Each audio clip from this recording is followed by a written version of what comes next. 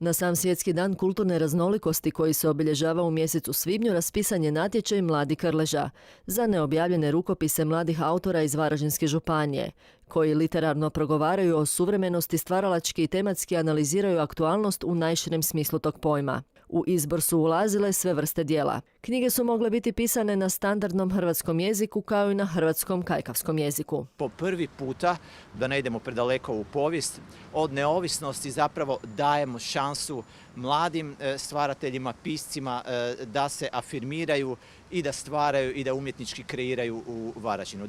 U konkurenciji je bilo 12 rukopisa, a bili su zastupljeni svi žanrovi.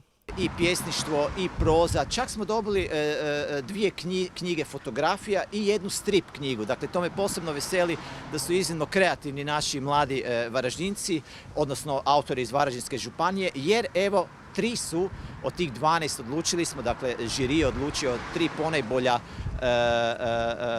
rada staviti dakle, kao finalna rada. I to zapravo su radovi iz cijele županije. Jedan rad je iz Sraćinca, jedan rad je iz Ivanca i prvonagrađeni rad je iz Varaždina.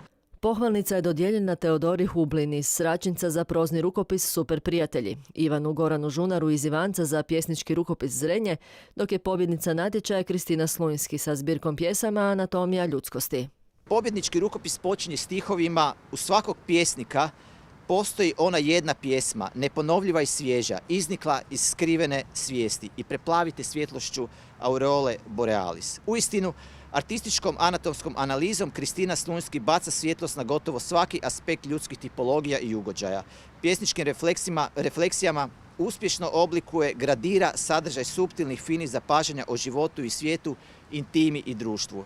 Anatomija ljudskosti rezultat je iznimnog talenta, djelo koje pjesničkom vještinom podcrtava i jako osvjetljava ono što je esencija u krajobrazu viđenog i doživljenog svakog od nas. Radi se o zaista sjajnom rukopisu i nema dvojbe, žiri u sastavu Predrag Daraboš, Petrana Sabolek i moja malenkost ne dvoji da je to u ovom setu rukopisa bio najbolji rukopis.